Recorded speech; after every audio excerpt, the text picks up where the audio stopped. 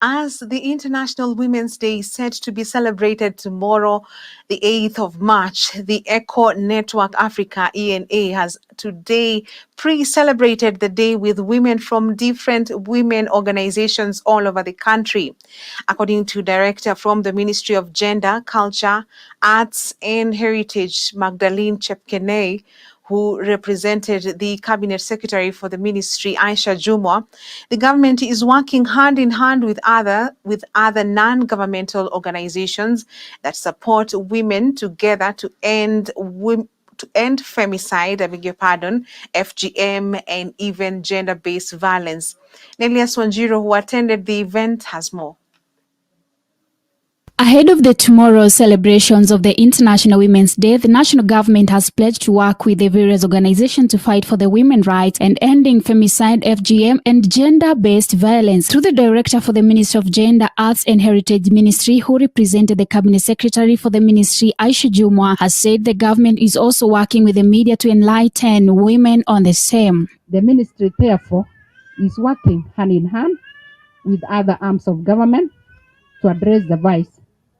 The plans by ENA and Hans Sedel Foundation to amplify the message of women's security in the face of escalating technology-facilitated TBV, including femicide, therefore, is most welcome. As I conclude, the government is committed to addressing these challenges by progressively putting in place various measures, including legislation, policy framework, programs for the empowerment of women in all spheres, as well as in prevention and response to gender-based violence, including FGM. On her part, Lizzie Chongoti, the CEO of the ECHO Network Africa in Nairobi region, has urged all women to be in the forefront in fighting women discrimination in the country. Our focus is addressing the deep-rooted causes of conflicts and promoting inclusivity towards the creation of environments where women can thrive without fear or hindrance. And we work with a lot of women, particularly in the informal urban settlements.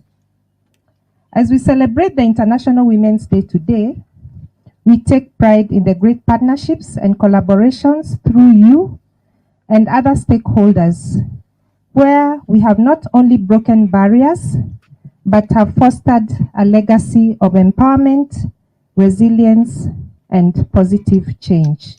On her part, Lizzie Chongoti, the CEO of the ECHO Network Africa in Nairobi region, has urged all women to be in the forefront in fighting women discrimination in the country.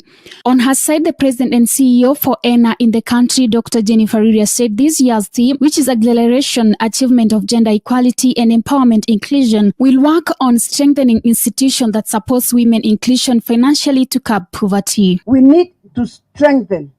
I think the first thing we need to think about is strengthening institutions that support women's inclusion and empowerment.